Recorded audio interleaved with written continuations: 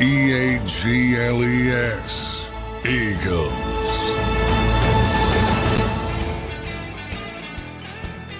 Welcome in, everybody, a Friday edition of Birds 365, our last football Friday for a couple weeks. We'll call it, as our guy in the chat here this morning, Jason Flores, says, going forward, it'll be a feel-good Friday until this team gets back on the field. But minicamp is in the books. Johnny Mac, how you feeling on this Friday? Good. It's over. Pajamas are over. Let's get to it. Let's move. Let's get forward. Let's go. Get training camp. It went quick, Johnny Mac. Couple things happening in Eagle Land though. Some good news came out yesterday. Some staff changes. A lot of talk being made about what Jalen Hurts and Nick Sirianni had to say at the podium yesterday. Lurie put a percentage of his ownership. He's looking for maybe a buyer, maybe looking to cash out a couple percent of his ownership. Quinyon signed. He's going to pay for that yacht. Yeah, right. So, nothing big there. I don't think it'll change anything for Eagles fans, just trying to maybe cash out, like I said, a little percentage of that massive increase he's had since he owned it. And then the last piece of news I thought, which was good, and we'll hit the staff changes with Big Dom and stuff, but Quinyon signed so that all of your rookies, all of your 2024 rookies are officially under contract for the Philadelphia Eagles. So we knew nothing to worry there, but it is worth noting that Quinyon is done and the rookie class is all signed and under contract. So pretty good stuff. Johnny Mac, let's go to day 3 yesterday. I know you said it was a little bit more of an off the field type of day, but what did you see down there at day 3 yesterday?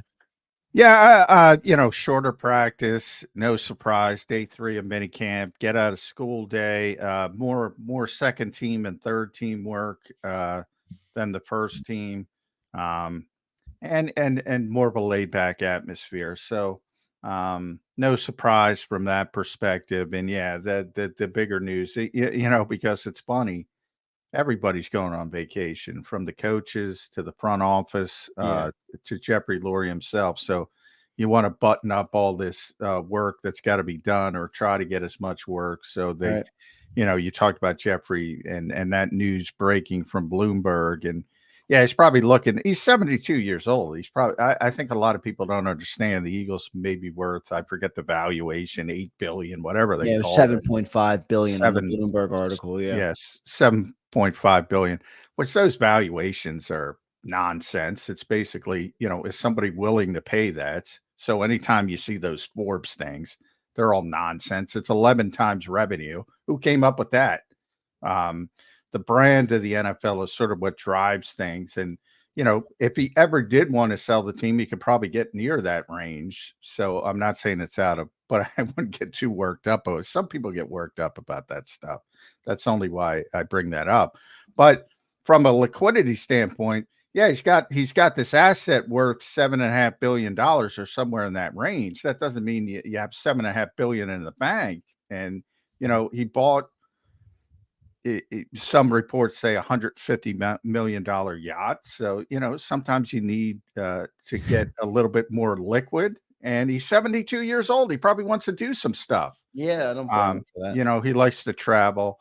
So I wouldn't get worked up about it. It's not anything involving a potential significant ownership controlling stake down the road. So I wouldn't worry about that at all when it comes to Jeffrey Lurie, and even the succession plan to Julian Lurie, which will still likely come down the road. But as far as the staff changes, I guess from a fan standpoint, they're going to pay the most notice to Dom because they all know Dom. But they Big Dom, the celebrity of Big Dom. The legend grows. Exploded in the last 6 The legend grows.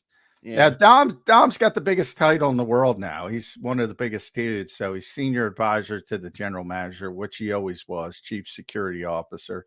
Now he's game day coaching operations chief. So basically that was a reaction to the NFL banning him after the dust up with Dre Greenlaw. So now he's supposed to be on the sidelines. And that's basically all that's about. But they're skating by those rules, right? That kind of got them kicked out. Exactly. So that was a reaction to that. That one guy, Bryce Johnston, who sort of we people watch this show know he's sort of the replacement. I don't want to say replacement, but he was the heir apparent to Jake Rosenberg and doing a lot of the similar things that Jake did. And he was elevated from a vice president to a senior vice president, tertiary football executive. Nice one, Howie.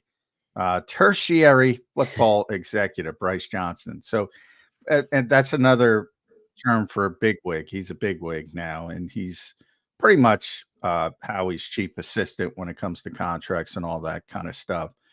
And then a bunch of guys went from the director level to the vice president level. Adam Berry, who's Andrew Berry's younger brother, is now vice president of football operations and strategy. Jeff Scout is now vice president of football.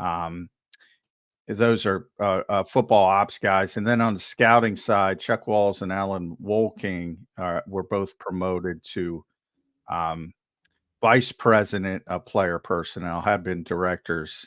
So they went from the director level to the vice president level. And then guys missing, that's the bigger news, probably Ted Rath, who seems to be the guy paying for Jalen Carter and Jordan Davis for some reason. I don't, you're going to blame Ted Rath for that. And I don't know if that's the case.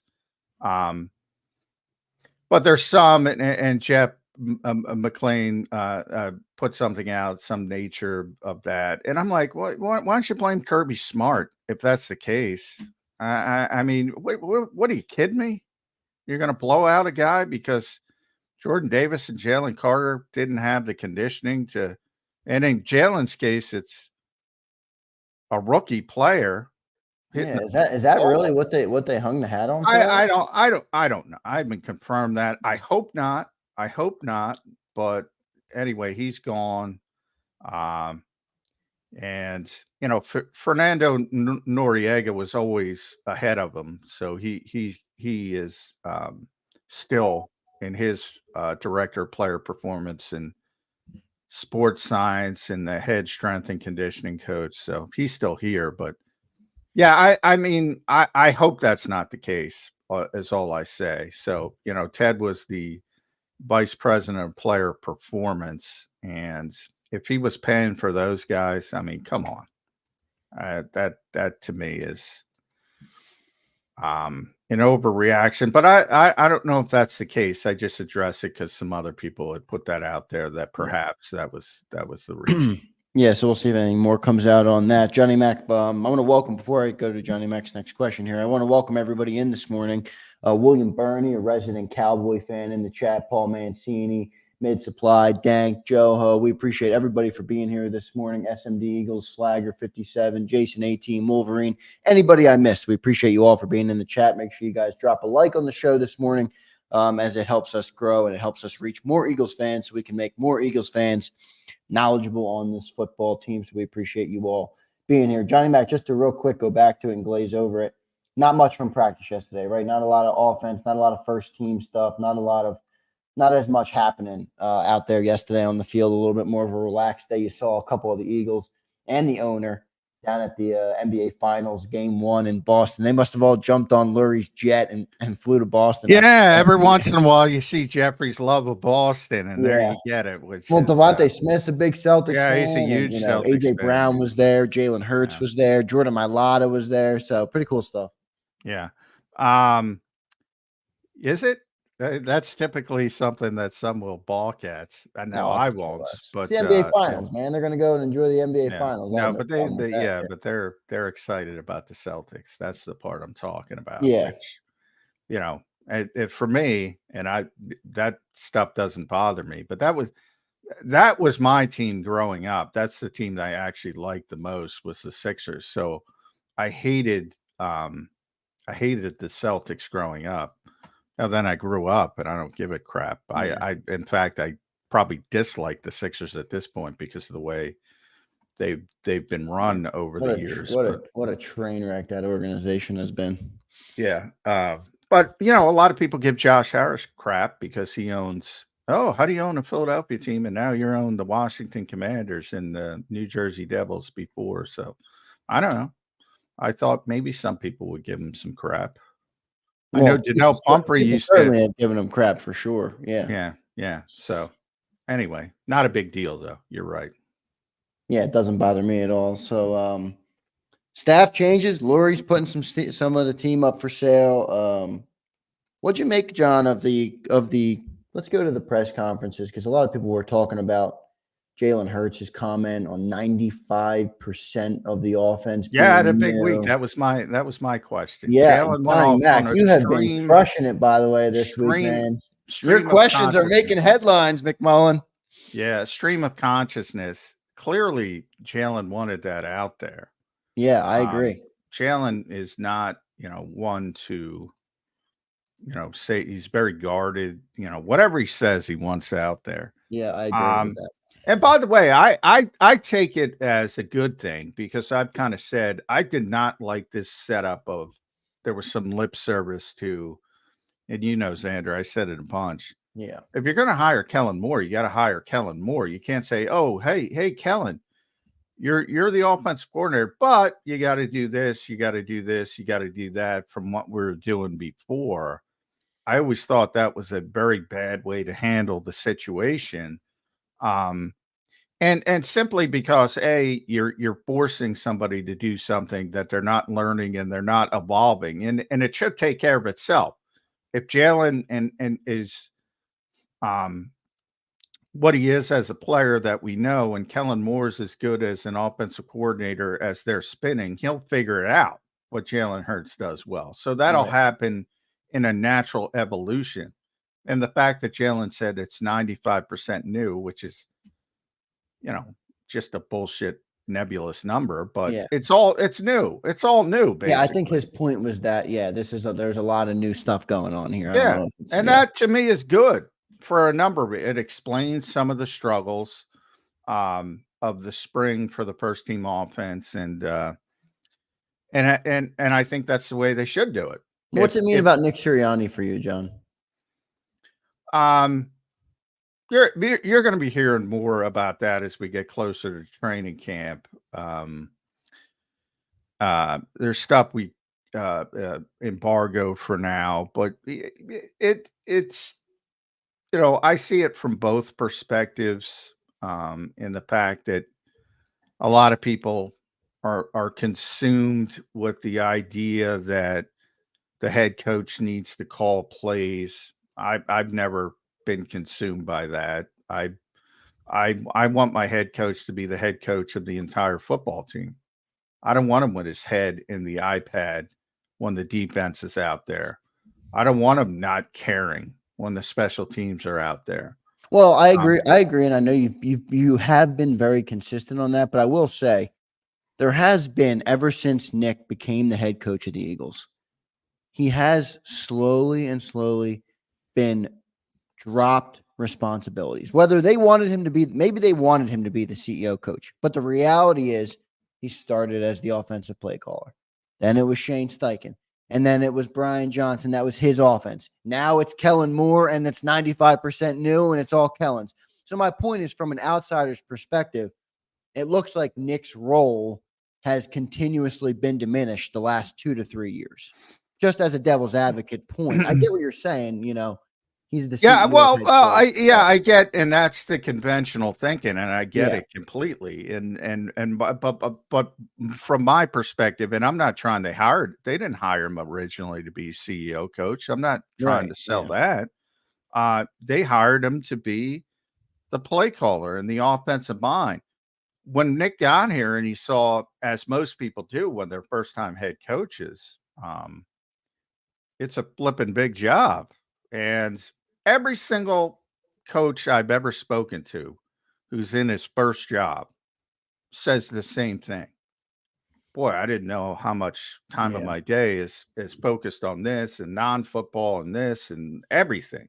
The whole building, logistics, scheduling each day. Yeah, there's so much stuff thrown at you compared to an offensive coordinator. Yeah. I mean, it's just football. And they all struggle with it. Every single one struggles with it. So I kind of took it in a different direction when he took a step back and handed the play calling to Shane. In that, hey, he he recognized how big the job was. He recognized he wasn't happy with some of the mistakes he was making on the other areas of the football team, and he rectified it. I consider that a good thing. A lot of people consider it a weakness. And I've asked them that question in the past because that outside perception is exactly what you said. Yeah. He's diminished. He's given up. He's this. He's that. He's weak. He can't handle it.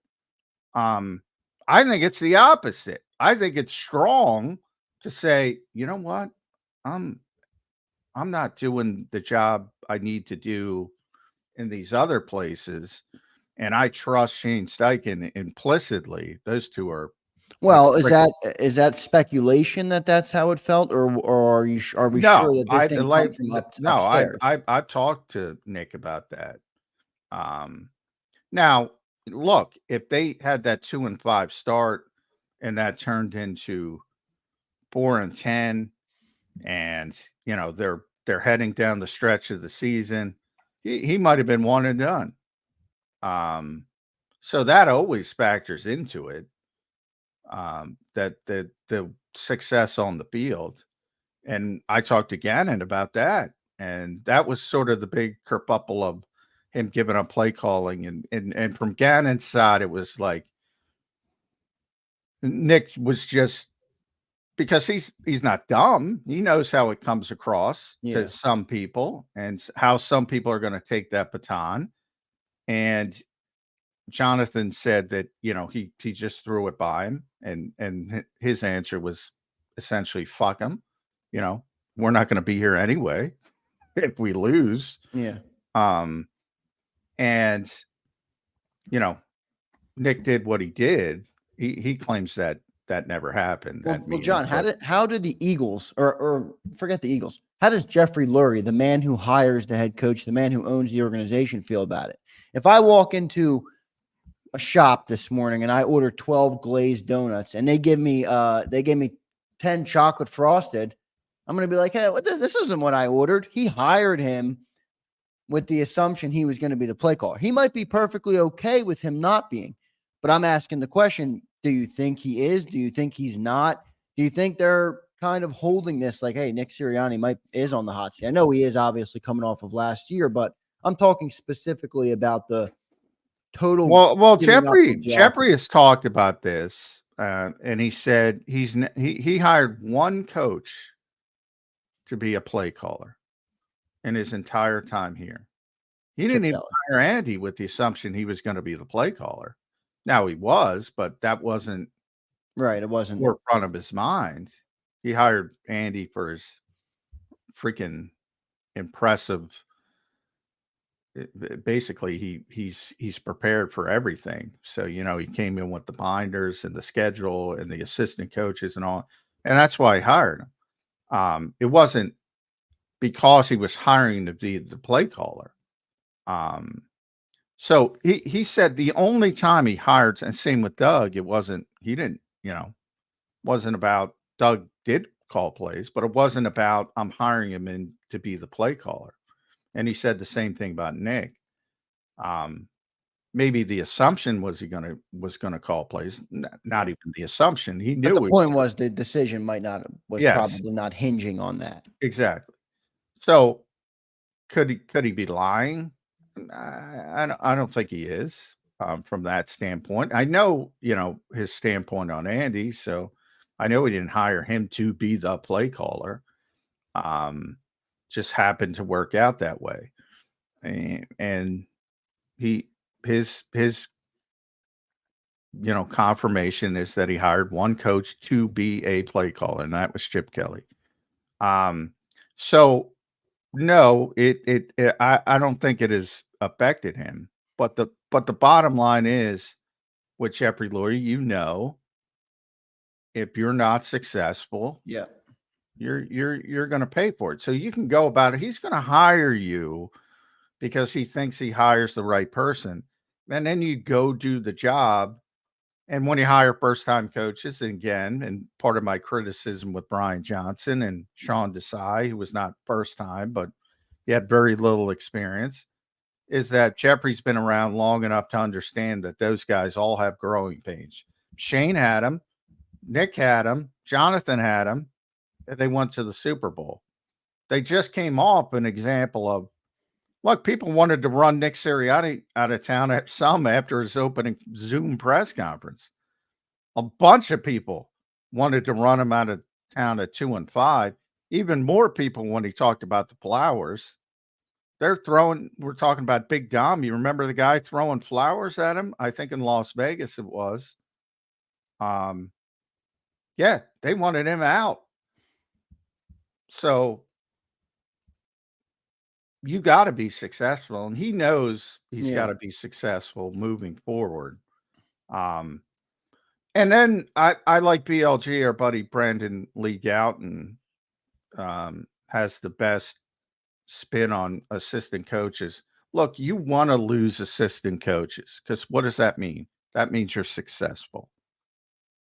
So hand-wringing about losing coordinators is a waste of time. Unless you want to be bad. The only problem I have with that, and because I do agree, like if you're a great team, you're going to lose assistants. It happens at every level of football when you're a great team. But I don't love the inconsistency where a new coordinator comes in, example, Kellen Moore, and it's Jalen Hurts is like in his 5th year and he's like 95% new. I would like there to be kind of an offense for the quarterback, if that makes sense. And then you bring in a new mind who might have a flair to it or who might change up some things or who has a couple things, new terminology. But Jalen Hurts is the constant. It might not even, Nick Sirianni might not even be the constant. Jalen Hurts is not going anywhere. That's a fact. So I'd like there to be some consistency there where it's like, nope, for example, nobody's going to come in as Tom Brady's offensive coordinator and be like, oh, let's start running the RPO.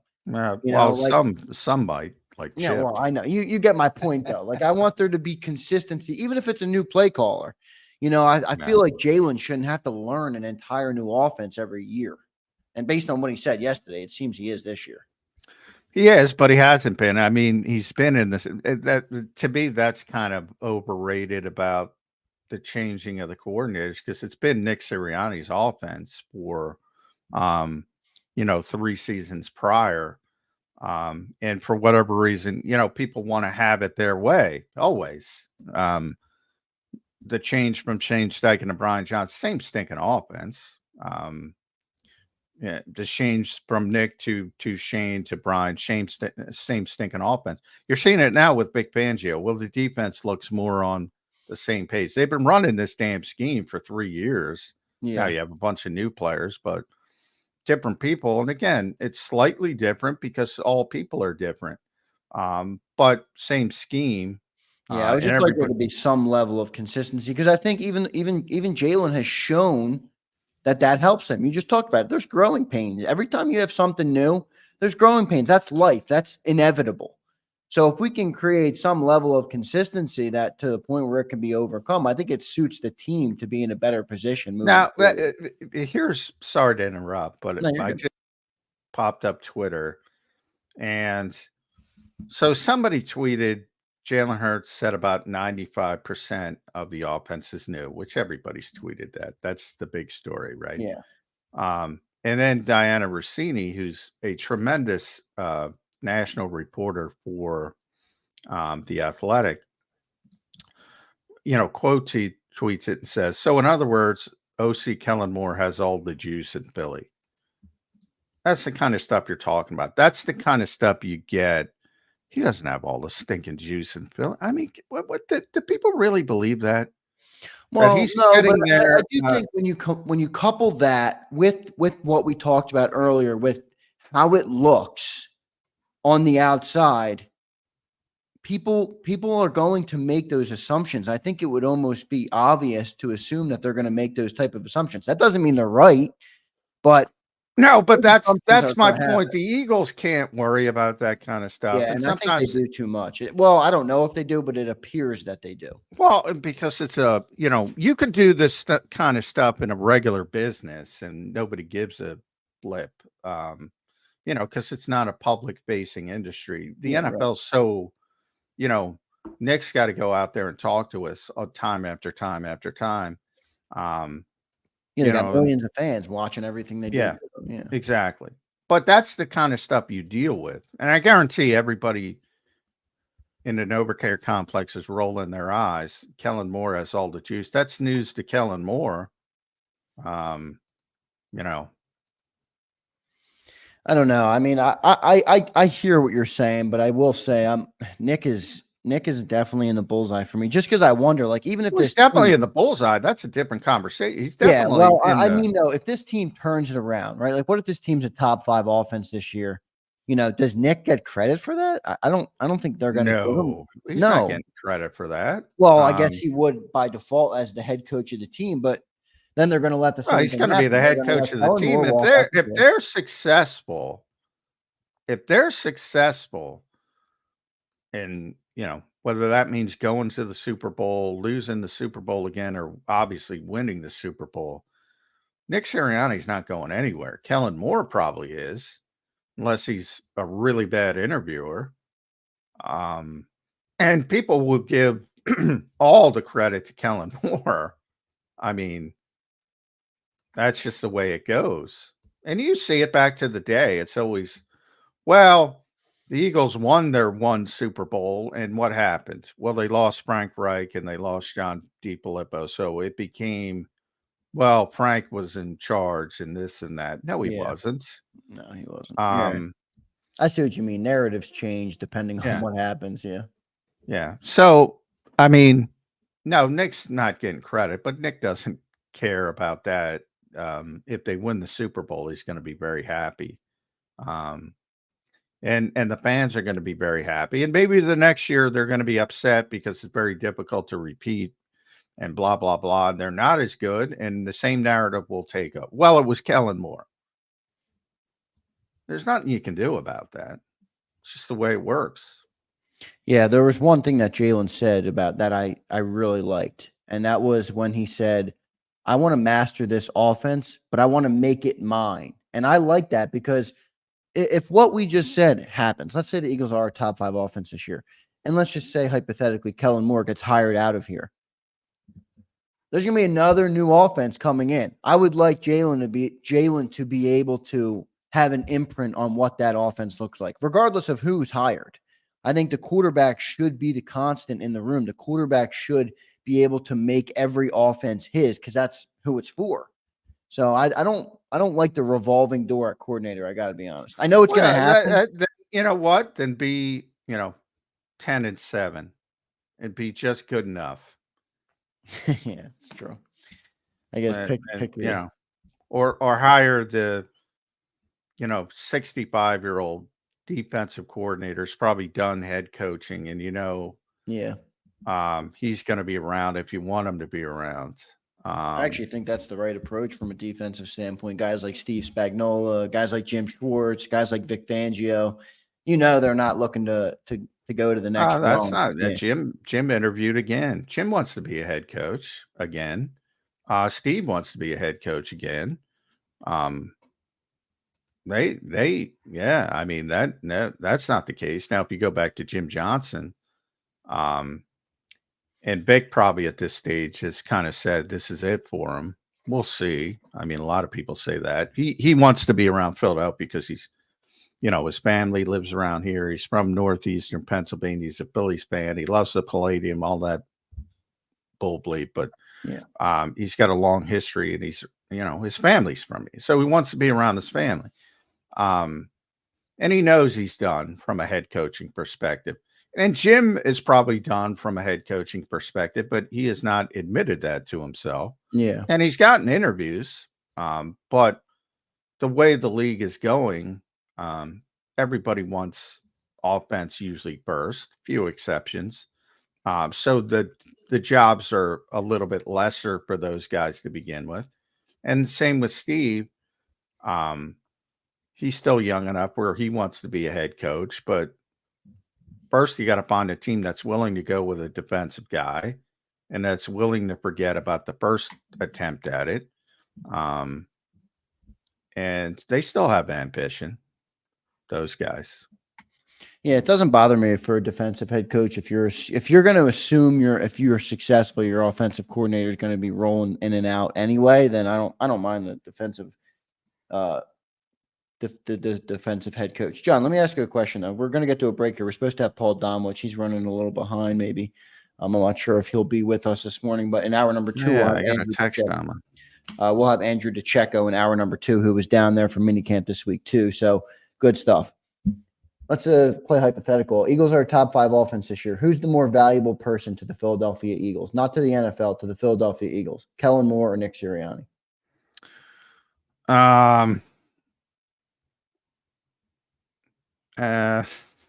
Yeah, that's what I'm saying. I don't know if they're going to let Kellen walk here. Yeah. Well, boy, because I saw that in a couple in the chat. So let me. To me, it's Nick, but let me throw a 180 at you and say, if they win the Super Bowl, that's everybody's goal. I saw somebody say they're not letting Kellen Moore out of the building. So you win the Super Bowl. This is, the goal. Hypothetical, yeah. And you think the Philadelphia Eagles are going to fire Nick Sirianni in coming no off world a Super Bowl win? Yeah. No, absolutely not. That's dumb. It's true. And, somebody's going to want, because of the nature of this industry, unless he's a terrible interviewer, somebody's going to want Kellen Moore because he just oversaw a Super Bowl winning offense. And he's going to lead. And that's just how it works. And that's what you should all be hoping for. I would think, so that's as a fan. Truth. But you do admit that there would be a question in the. I agree. They're not. No, I don't think there would be even an inkling of a question in the building. I think there would be massive questions on platforms like this, Sports Talk Radio, not from me, but from fans and things like that. Oh, I expect it, but it's silly. It's silly. It won't even be considered. If Nick Sirianni, who has already been to a Super Bowl, wins a Super Bowl. No, yeah, you're right. They're not firing the head coach if they win the Super Bowl.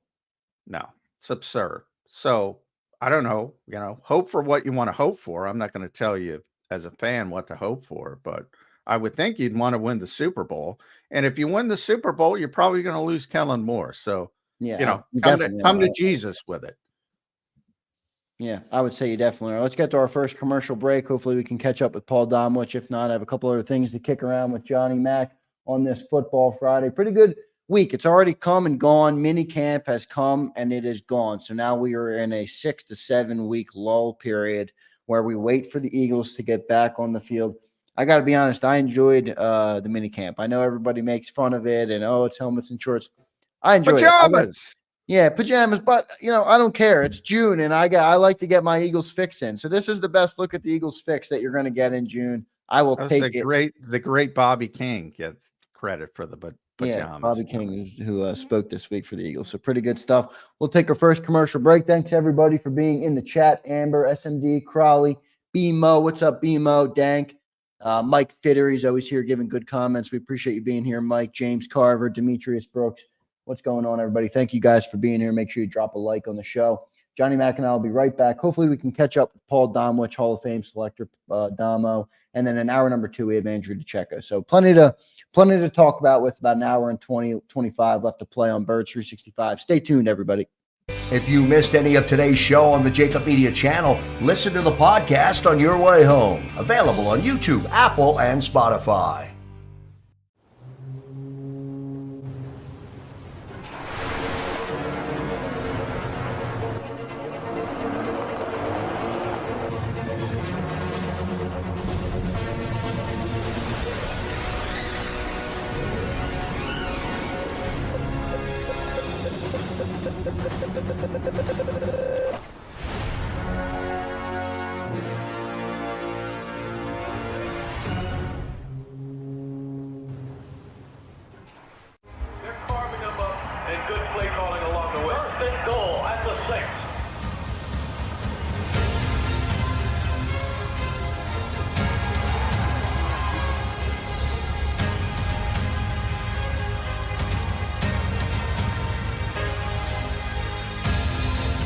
field of life, First Trust Bank is there for you.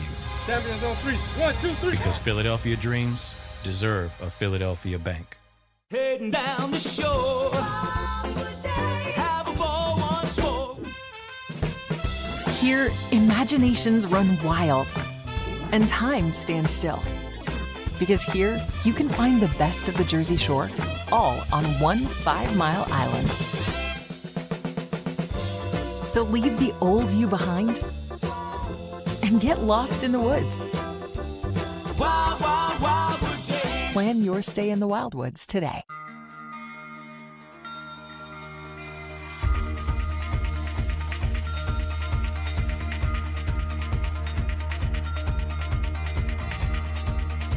Hi, I'm Jim Muehlbronner, Managing Partner at Del Val Insurance Group. Give us a call. We're a local, knowledgeable agency, not an 800 number. Go Birds!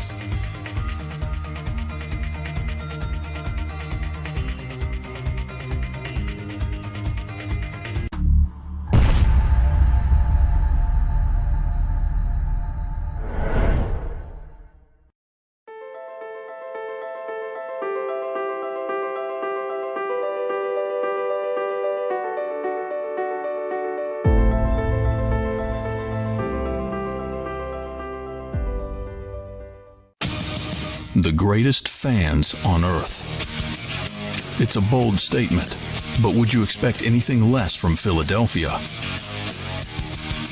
58 years of heartache creates a toughness, a grit, a resolve not found in most.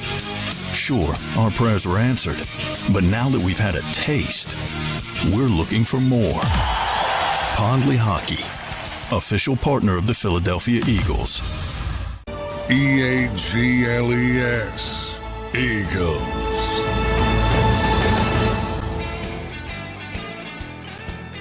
Welcome back in, everybody, to Friday's edition of Birds 365, wrapping up a good first week of June where the Eagles were on the field for 3 days.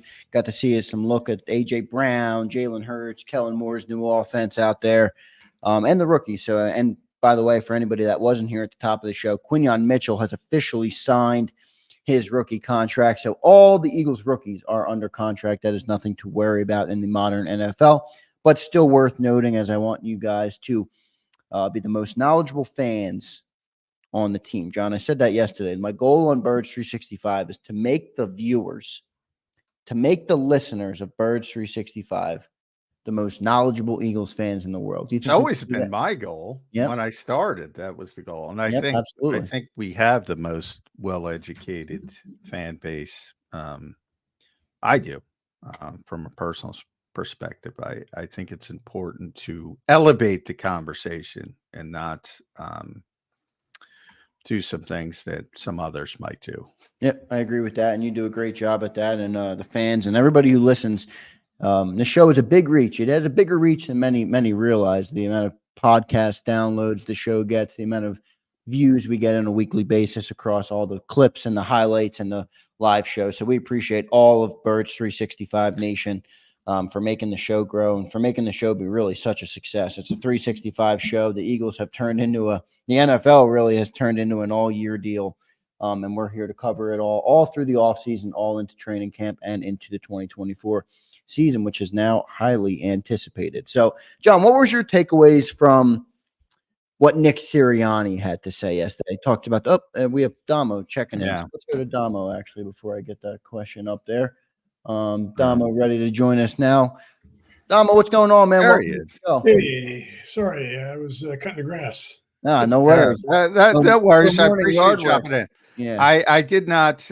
Normally, I send Damo the reminder text, and evidently I did. It's a big week. It was a long week for me, Damo. Mini camp, pajama day after day after day. So I apologize for that, but glad to see you. Glad to see you're doing okay after some sinus stuff. So good to have Paul Domowitch here. I guess Jalen Hurts, the big news is him coming out with sort of a stream of consciousness. Wasn't a great spring for the offense, which is learning a completely new offense as we basically got from Jalen.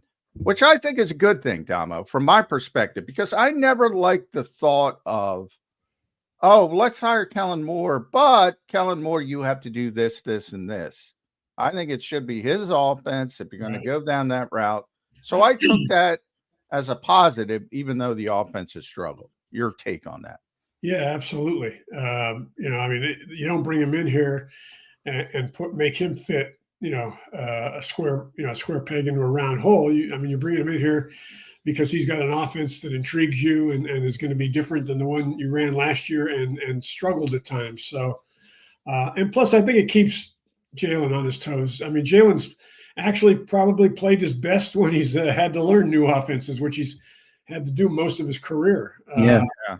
So it's not like it's going to be, it's not like he's going to struggle from that respect. And Kellen's smart enough to know, he's looking to see, he's using this spring to find out what Jalen is most comfortable with, what he does best, and kind of accentuate that like any good offensive coach would with a quarterback. Yep, I agree. Dama, what does this mean for you about Nick Sirianni? John and I kicked it around a little bit in the opening segment. I think it's not a bad thing, but I think the outside perspective is naturally he was hired as he was originally the play caller. Then he gives that up. Then it's his offense with Brian Johnson. Now it's completely Kellen Moore's offense, admittedly. What do you think? What do you think that means for Nick Sirianni, if anything at all? Well, I mean, job security wise, obviously he's not as secure as he was a year ago at this time because, that is one less major responsibility. Unfortunately, the Eagles they hire coaches a lot of times because of their offensive prowess and their offensive history, which isn't a good way to hire a coach. But it's worked for them. I mean, they want to, I mean, if he's okay with it, and he seems to be, I think it's good. I mean, we've talked about this before with, a CEO coach is a good thing. It's probably the best way to do things if you've got a coach that is comfortable in that role and an organization that's comfortable with him in that role. And I don't think they're looking to fire him right now. I think they like this setup. As long as if all goes well this season, I think Nick will get even more comfortable with the situation. He's never been involved with the defense. So now it's just, he's not directly involved with either one. Although I assume he's going to be, you're going to see him in a lot of, we're not going to see him, but he's going to be in most of the offensive meetings. And he's going to have input into the game plan. I mean, this isn't like, call me on Friday and tell me what we're doing on Sunday. I mean, he's going to be involved. It just gives him more time, I think, on game day, especially to kind of look at the big picture. And I think that's good. Yeah, just a real quick follow-up on that, Damo, because I do agree with, as you and John both point out that you like the CEO-style coaches. They work well in the NFL, and it gives the ability to oversee everything, the clock management. You think Jeffrey Lurie's okay with that? Because he technically wasn't really hired to be that. Maybe he doesn't mind. Maybe he is perfectly okay with Nick's role evolving into what it has. But that's technically not what he was hired for. What do you make of that? Well, like I said, that's one reason I think, if you want to look at a downside for Nick, it's that he's a little closer to unemployment because if they don't win, that's when, Jeffrey's asking, why is he here? We can get rid of him. We're still okay. Jeffrey is typically, going back to Andy Reid, they've hired people on the basis of their offensive prowess as far as play calling. They liked Andy Reid as a big picture guy too, as well. And that's kind of what he evolved into eventually. But, they're more comfortable when the head coach is calling the plays. They just clearly felt it wasn't working last year at the end. So, I like Kellen Moore. I think he'll do a good job. The only thing that could torpedo this is if Kellen and Nick, for some reason, have awful chemistry. I mean, you guys are closer to it than I am down there. I mean, John, do they seem to be getting along? Well, the offense was terrible in minicamp. I'm not going to sugarcoat it. I mean, to the point where there's a lot of people so hyped up on the Eagles' defense because they were so good. Right. And Damo, the defense is generally always ahead of the offense early, even in a typical year. But there's so much talent on the Eagles' offense. You'd expect a couple splash plays here and there. And nobody's going to be talking about June and July, never mind September. So to me, it doesn't mean that much, but you can only talk about what you saw, and it wasn't great. And there was a bunch of uncertainty from all the quarterbacks, not just Jalen Hurts. You could see guys are struggling to learn the new system a little bit. And none of that, I think, is a bad thing. But yeah, I think it's way too early. I do think Jalen went off on because I was the one who asked him the question when he said the 95%. And I asked him about last time we talked to him, Damo, we talked about being a sponge. He was in learning mode. So I basically said, are you past that? Are you trying to take, put your stamp on this offense, becoming more vocal about what you like? And Rare Jalen, he went off on the stream of consciousness, and that to me tells Jalen, he doesn't say stuff he doesn't want out there. So he wanted to make it very clear that this is a completely new offense. There's going to be growing pains, and I don't necessarily think that's a bad thing. I think it helps explain the struggles of the spring, because the fan base sees A.J. Brown, Devontae Smith, Saquon Barkley, and Dallas Goedert and expects the greatest show on turf. Yeah. And I think there's going to be some hiccups early.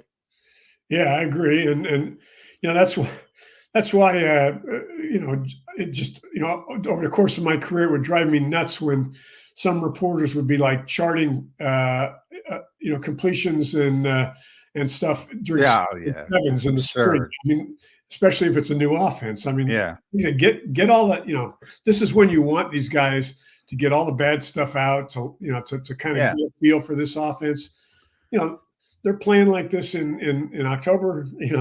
Then there are major concerns. But well, there's training camp stats or mini camp stats or even worse.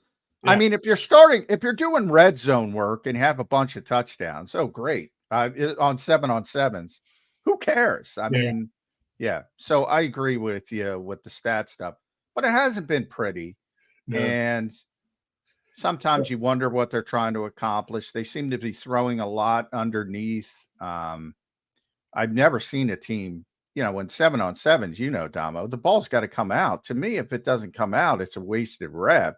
Yeah. And there's way too much holding of the football. And it's like, I don't know. It wasn't pretty, but I don't think it matters because they're trying to sort through this new offense. Yeah. And get used to the throwing underneath, because they're going to mix it up as opposed to last year when we talked ad nauseum about their obsession with throwing deep. Yeah. I mean, you've got to make teams think you're going to throw underneath if you're going to be more successful with the deep ball. The only thing I took out of yesterday, when did Nick talk? 2 days ago, 3 days ago? And yesterday. So mentioned a couple day three. About two running back looks. He did. Yeah, you've seen it. Yeah. They're going to, they've got two running backs that can be, you can line them up in the backfield, but they're essentially a wide receiver with Gainwell and Barkley. And so, I think we're going to see a lot of that in this offense. Last year, I think the last 2 years, I chart the personnel groupings, as you know. They might have ran half dozen two running back looks in a season at most. Yeah. You're going to see that number go up near 100 this year. Damo, you've been around the NFL for a long time. What do you make of this James Bradberry situation? It's obvious they want to move on from him. They move him to safety. They give us the whole spiel. Just what's your perspective on that? Yeah, I would never compare him to Charles Woodson. That was like, I was like, whoa. Yeah, they're clearly looking to dump him, and I guess they're looking for every possible way. If they end up somehow keeping him, which I doubt, Maybe he can serve a purpose as a safety. But if they can't, maybe they're, by working him out at safety, you're putting that thought in other teams' heads that, hey, that's another way we can use him and becomes more valuable. Let's trade for him. Yeah, that's what I think their hope is. That's like the most obvious thing of like, oh, maybe we'll increase his value. I don't think it does that at all. He's a 30-year-old zone corner. He's not a very physical corner either, by the way. You need Well, that's why you bring up Charles Woodson, and you hope there's one idiot out there, Damo, who says, oh, maybe he could be Charles Woodson. Yeah, no. Howie will never give up on the possibility of getting a 7th-round pick for a guy. Yeah. I said pretty consistently that I don't know if the juice is worth the squeeze there, because A, I think you want to do right by the player who did a lot of good things for you. Yeah. And B, all right. So you got a 7th-round pick. You don't have to be Sam Hinkie. You don't have to win every trade at all costs, like you're charging the hill. Yeah. Sometimes they have so many young corners, Damo. That's what and we talk about the negative of the offense. The defense looks way ahead of where now, and I'll bring them both together. There's no play action. Kellen Moore loves play action. There's no threat of Saquon Barkley running the football. So, Devin White and Zach Bond are out there. They know a pass is coming. Everybody's jumping routes. So you have to put all that context in there. Yeah. But even with that, those young corners, and I'm including Kaylee Ringo and Isaiah Rodgers as well, they look good. Yeah. Quinyon Mitchell, Cooper DeJean, Kaylee, Isaiah Rodgers. I mean, they look very good. There's going to be hiccups when the pads come on. I know one of the negatives with Rodgers in Indianapolis, he wasn't the best in run support. A lot of missed tackles. So we'll see some of that stuff. But yeah, I mean, one of them's got to hit. That's how I look at it. You got 4 darts, you got to hit one. Yeah. And it still comes down defensively to that pass rush. Well, I'm heartened to hear that Jordan Davis is drinking low-cal juice. Yeah, man. No more Arizonas. I mean, I loved it where he said, well, I found this new juice at Whole Foods. It's only got 90 calories. I mean, have you ever heard of like sugar water? Fruit? Yeah. Well, it's got syrup. Yeah. But anyway, he said this last year. A lot of that same stuff about being in great shape, learning the field for the NFL and knowing what it takes. And he played okay for half the season. So we'll see. He and Jalen Carter are going to be, they're the straw that stirs that drink defensively. I mean, by the way, Ted Rath may have lost his job because of Jordan Davis and Jalen Carter. I mean, let's blame Kirby Smart. What are we blaming poor Ted Rath for? They weren't ready coming in from Georgia from a conditioning standpoint. I think that was a bit of an overreaction, if that's the case. And I don't know that's the reason they moved on from Ted, but some have thrown out that speculation. So they did make some changes in football ops, scouting, how they typically do it. Not a lot of change, though, mostly promotions. I loved Bryce Johnston, who's essentially taken over for Jake Rosenberg, who left the organization. This is my favorite one, Dama. Senior Vice President, Tertiary Football Executive. I want to give Howie a hand clap for that, which means third in charge for those who don't know what tertiary. I'm sure Damo understands. It means third in charge. I don't know who's second. I'm trying to figure out who's second on the football ops side is. Am I missing somebody? Well, but I digress. VPs of player personnel, right? Yeah, but that's scouting. They split that up. Yeah, football. Yeah. So I guess and the assistant GMs, I don't know where they go. Alec Calaby and John Ferrari. So interesting there. And then Dom. So they're problem solving with Dom. They're not worried about anything other than don't suspend him. So they give him a new title. He's senior advisor to the GM. That stays. Chief security officer. That stays. He's now game day coaching operations as well. So they can't kick him off the sidelines. that I was wondering if that allows him to get into a fight with a linebacker. Well, it's before he wasn't supposed to be on the sidelines in theory. Now he's supposed to be. Now he can be. He probably would have gotten suspended anyway, but maybe for just a game, as opposed to. Yeah, I would not recommend to Dom to keep swinging at players, but all I know is if somebody's writing a 20-inch story on Dom this year, it's going to take 18 of those inches to describe. To get his titles. Yeah. Now, I love the titles. I love Howie's titles. I love them.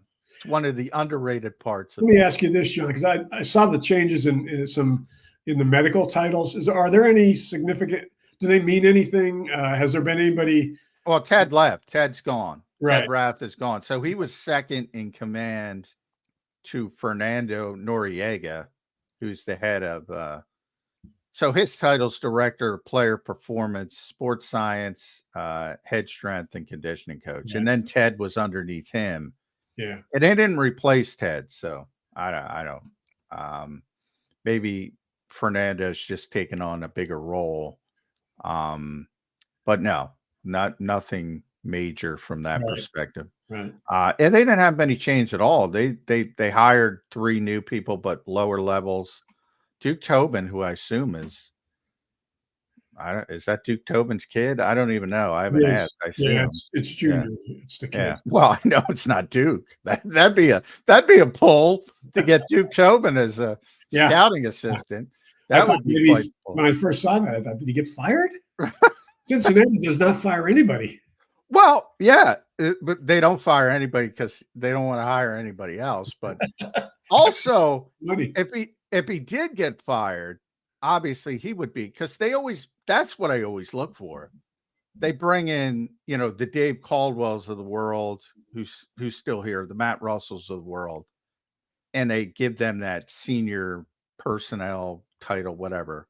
Yeah. And then if Duke Senior would be fired, that's a guy the Eagles would try to bring in. He's great, Duke Tobin. He's got a staff. Howie's got a staff of like 40.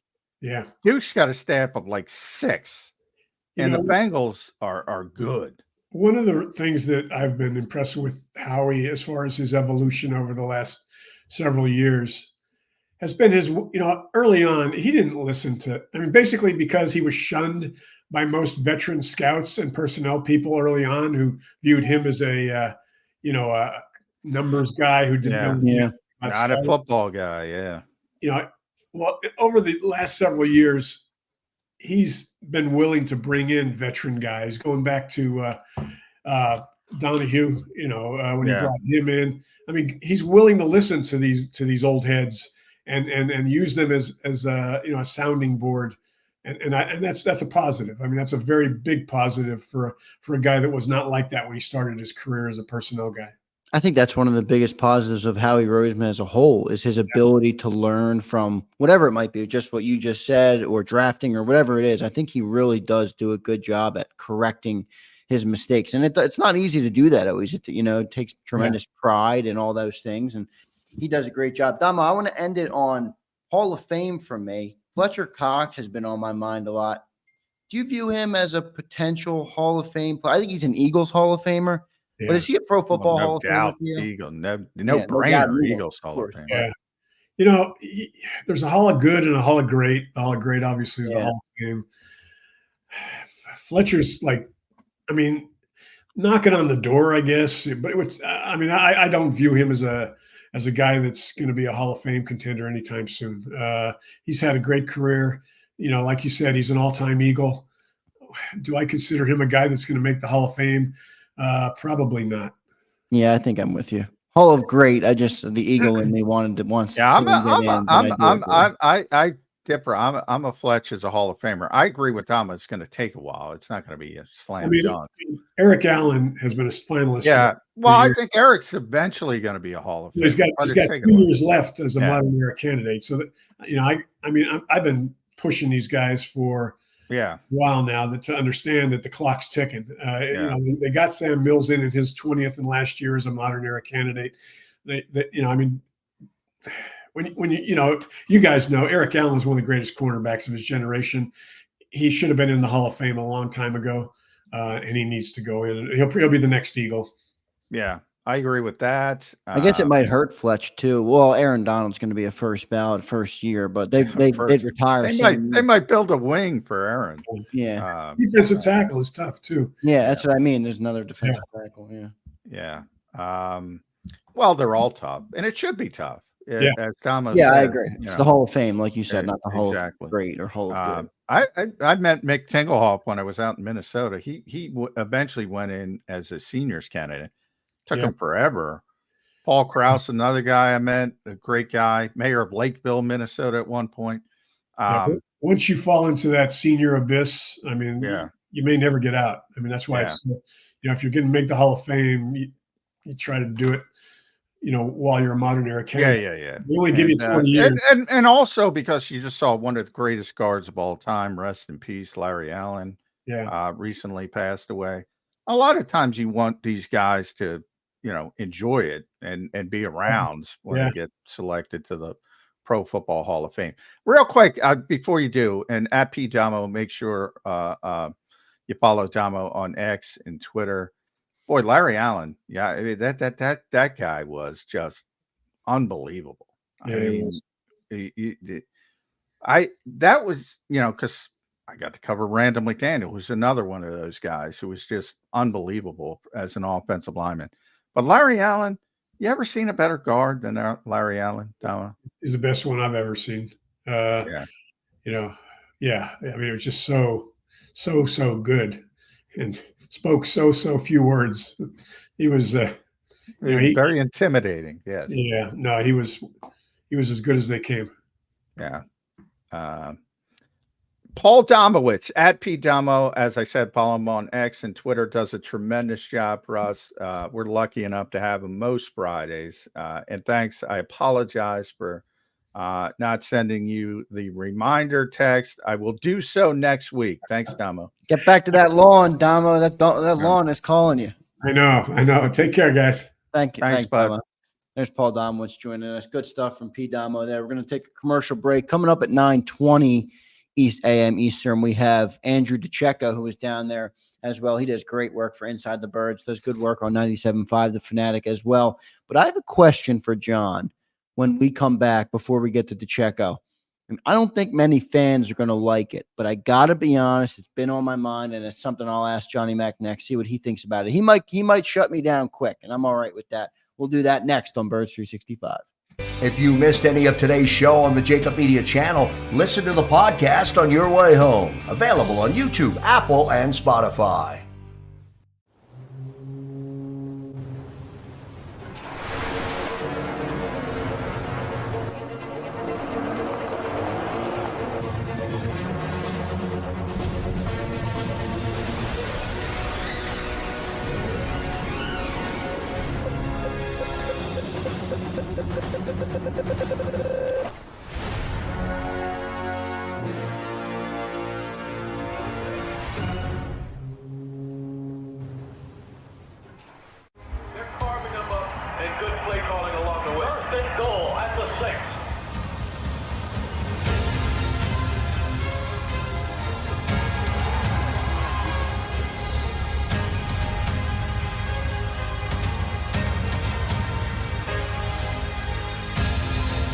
Field of life, First Trust Bank is there for you. Champions on 3. 1, 2, 3. Because Philadelphia dreams deserve a Philadelphia bank. Heading down the shore. Have a ball once more. Here, imaginations run wild and time stands still. Because here, you can find the best of the Jersey Shore, all on one 5-mile island. So leave the old you behind and get lost in the woods.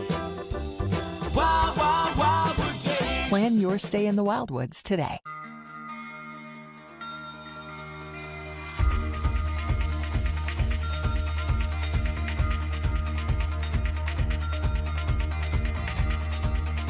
Hi, I'm Jim Muehlbronner, Managing Partner at Del Valle Insurance Group. Give us a call. We're a local, knowledgeable agency, not an 800 number. Go Birds!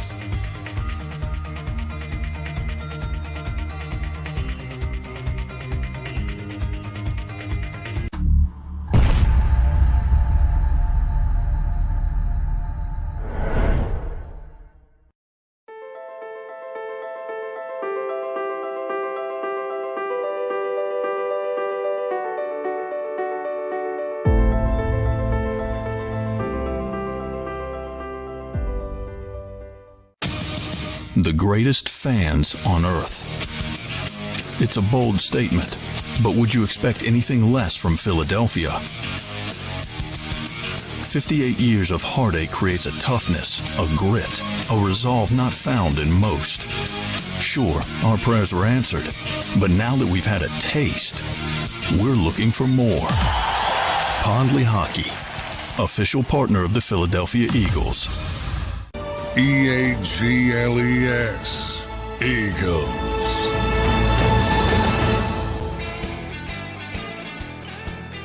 Welcome back in, everybody, to Friday's edition of Birds 365, putting a wrap on this football week. A good week of minicamp for the Philadelphia Eagles this week. A lot came from it. The number one thing that came from both this week and the OTAs was the explosion or the good play of a lot of young cornerbacks across the roster for the Eagles. John, I asked this question, and it's not something I want to happen, but I'm acknowledging the business of the game. Is Darius Slay a potential trade candidate by the trade deadline? I'm not saying before the season, but the cornerback room appears to be crowded. I mean, a lot of young guys are stepping up. It would be a big move because that's a lot of young bodies. But his trade value. We just talked about how he loves to get every 7th round pick he can. Is Darius Slay a potential trade candidate if these young corners pan out like it appears they might? I think the only way that would happen, and but remember, Slay is 33. Yeah. So he's not going to have the value on the trade market he should have when it comes to his production on the field. So I would say the only way that would happen is if it's a really, really bad season. And you're giving up on contending, and he's not going to be here in 2025. And you say, let's just get the startup cost over with the young corners. And if somebody wants to give you a day 3 pick, but there's not going to be a lot of interest in a 33-year-old corner for anybody. There might be maybe like what if another team is contending hard? Well, that's for a contender that's that may be trying to get the final piece of the puzzle. Yeah, almost think of it like a Robert Quinn type trade that the Eagles made, but the other way around. Yeah, maybe he's, and they moved the trade deadline back, I think, a week. Oh, did they? I didn't know that, actually. Yeah, which makes it, because it was too early before. They should probably move it back even further, but it was too early before for anything like that, because I said, to me, the only way it could happen is if they're having a bad season. And it was usually around Halloween. They pushed it back a week. So Halloween's still too early to say, especially in today's NFL environment, right, where you have so many wild cards. I mean, you're going to be in it. 2-5 at Halloween, and then go and make the playoffs. You're still going to be in it. So I would say very low chance of that happening. And the biggest part of it is, I'm giving you all the underlying stuff why it's not happening. The bigger part is he's good, and he's going to be their best corner. Period. End of sentence. Yeah, I just wonder, with all those bodies in the room, and there, like you said, there is startup cost. So, if the Eagles are showing that they're not a team that could win in 24, I certainly think they're going to be a team that could win in 25. Maybe they jump the gun and go there, get the startup cost over with the young guys. I just wonder, John, about that cornerback room. Like, even let's just assume Slay is in there, and they're not going to move on from Slay, which I'm perfectly good with. I'm a Darius Slay fan. I like him. I think he does. I think he's a great cornerback. Obviously, he's a great cornerback. Keeley, Quinion, Cooper, Isaiah. I mean, there's a lot of body. I mean, you have, even if you just assume Slay might not be there, you still have depth. Now, that's assuming they all pan out, but I guess it's too stupid to assume that they would all pan out. But yeah, Howie's got a lot of decisions to make, and if he can keep a young guy and get an asset for the old guy who's on his way out the door anyway, Well, that's what he's trying to do. Business side of it, yeah, would make me think that Howie. I mean, I would not feel comfortable. And I know everybody's excited, and they should be. I'm not saying you shouldn't be excited, but I would not want to see this team, let's say, Quinyon Mitchell and Kaylee Ringo as the starters in week too young, one. right? Too much from the startup cost perspective there. Now to have them as depth is tremendous. And, if they have to be out there, they have to be out there, and you go through what you have to go through. But I don't think that would be a good plan. And I give Isaiah Rodgers a lot of credit because he's been getting so much pub, and he's big on social media, Isaiah.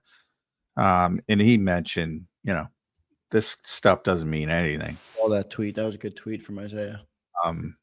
And, from his perspective, just judging what he was in Indianapolis from the missed tackle percentage, obviously pads are going to be a big deal with him to see if he can hold up and from that standpoint. So, but I think everybody should be high on Quinyon Mitchell and Cooper DeJean and Kaylee Ringo. But that doesn't mean they're NFL starting level corners day one.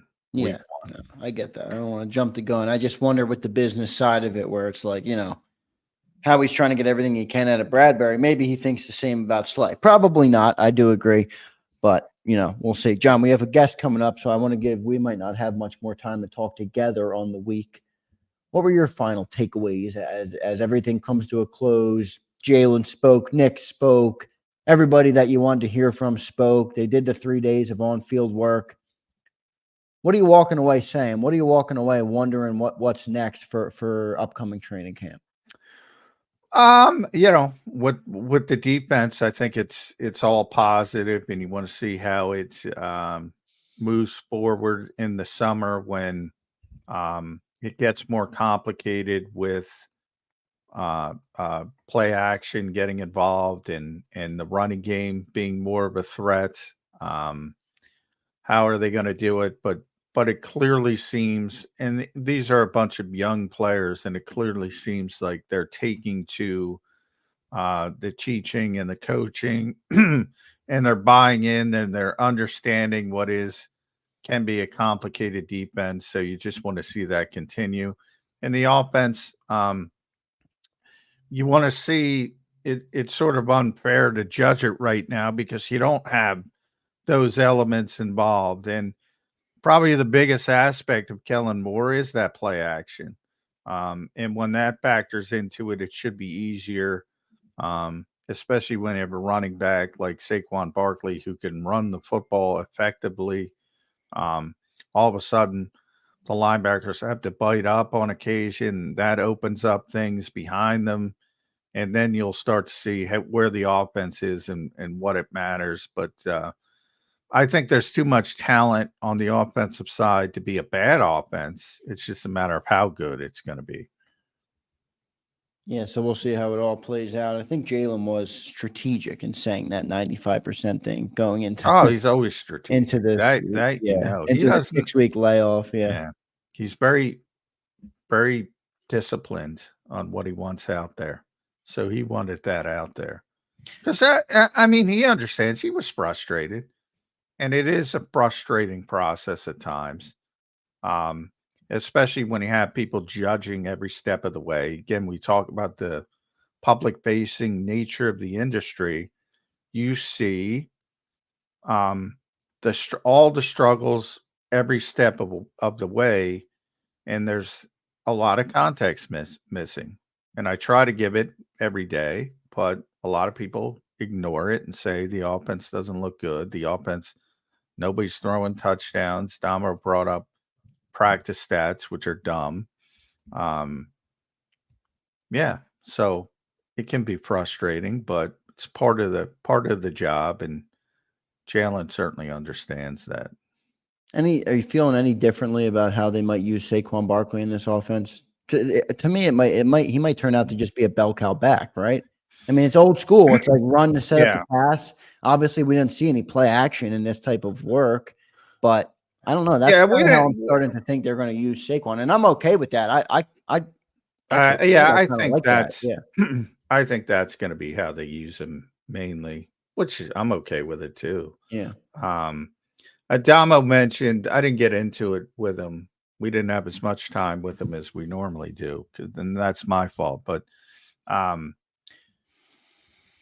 with Nick had mentioned a little bit when he was talking about the third receiver, and he started talking about two backs at the same time, and you can go about it different ways with different personnel groupings, two tight ends, Grant Calcaterra, instead of that third receiver. You can do it that way, but that's not a positive thing. That's an indication of we don't have a third receiver, so we might have to do it a different way. Right. That's not a positive thing. If John Ross continues to improve, you won't hear that anymore. If they don't get a clear answer at that third wide receiver spot, you'll hear more of it. But that's not necessarily a positive thing. John, one other thing that just popped in my head that I meant to ask you about earlier in the week, but what'd you make of the comments from Devontae Smith, almost alluding to not being allowed to move around last year? You were the first one to ask about the motion of the offense. I thought that was an interesting comment from Devontae. Yeah, I mean, well, receivers like it. They like. Of course they do, but I didn't think he would tip the hand and go that far. Yeah. Sometimes they clearly weren't happy with the stagnation of the offense from a pre-snap movement perspective, which doesn't surprise me. And yeah, it's a little bit surprising when they go public with it. Especially a guy like Devontae, who's not particularly an outspoken person to the media. I mean, in a lot of ways, players, there's some, and especially with Devontae, because he is undersized. We don't talk about it much anymore because he's been very durable and he's been a great receiver, but he is undersized. So at times there can be corners, really good corners like Jalen Ramsey, Marcus Lattimore, really good press coverage corners that if they get their hands on somebody like that early in the route, it's going to disrupt things pretty significantly. And one of the ways most teams deal with that, and the Eagles are going to deal with it now, is to have that motion, those bunch looks as well, to try to get free releases for certain guys.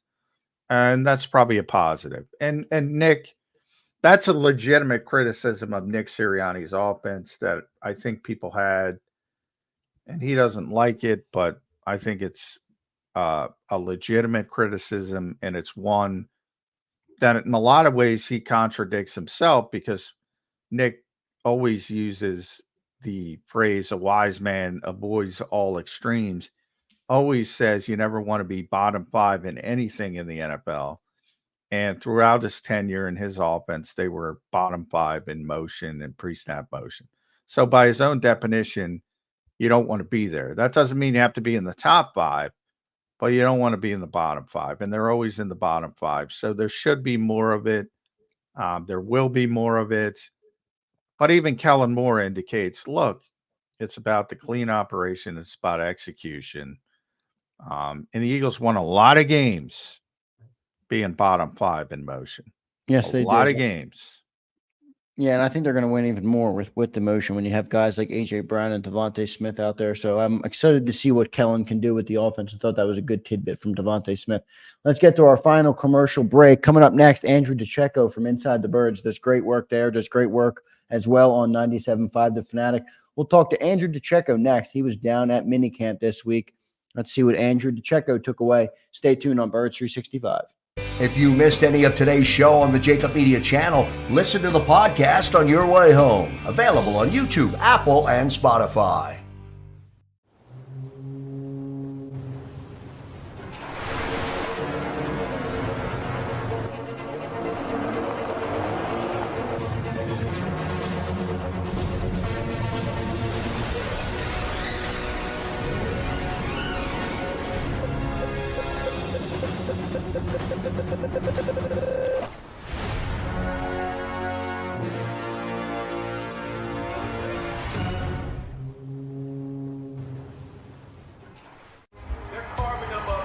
good play calling along the way. First and goal at the 6.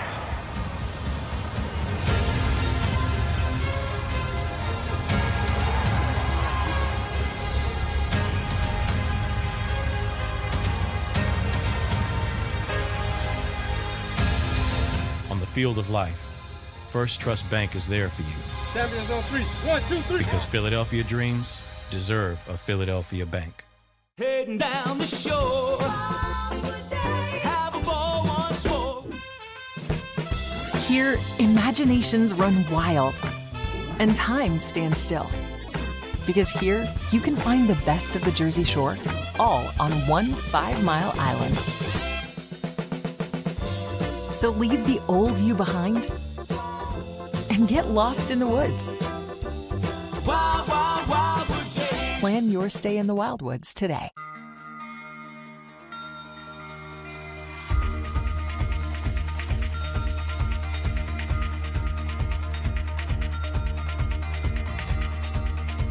Hi, I'm Jim Muehlbronner, Managing Partner at Del Valle Insurance Group. Give us a call. We're a local, knowledgeable agency, not an 800 number. Go Birds!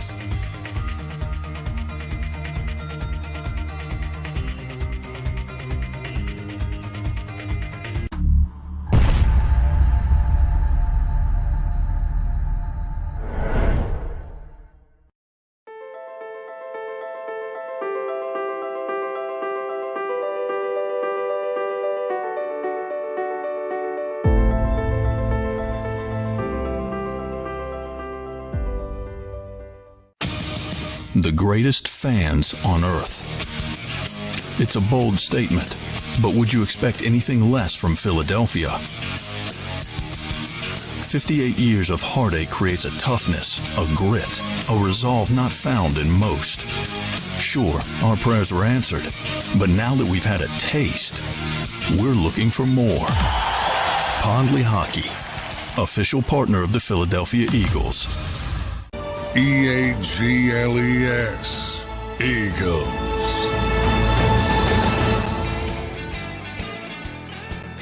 Welcome back in, everybody. A Football Friday edition of Birds 365 following the Eagles minicamp, joined now by Andrew DiCecco from InsideTheBirds.com and a contributor on 97.5 The Fanatic. DiCecco, what's going on, man? How you doing?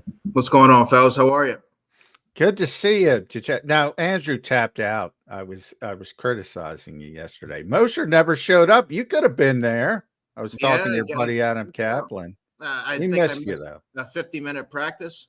Yeah, 50 minutes. Yeah. Bunch of second, third team guys. Yeah, it was like school's out day. You didn't miss much, but you did miss Jalen Hurts saying 95% of the offense is new, which I think is a good thing, Andrew, from the perspective that I never liked the idea of meshing two offenses. If you're going to hire somebody, hire him to run the offense, and he'll figure out what Jalen Hurts does well, and that'll happen in a natural way versus a forced way. So I think it was positive from the perspective of it explains some of the struggles of the first team offense in the spring and shouldn't be that worrisome. They're learning a new system. Yeah, John, you and I have talked a lot at practice and over the past couple months about the challenges of marrying two offensive schemes and the complexity and the burden that it places on offensive players trying to learn it.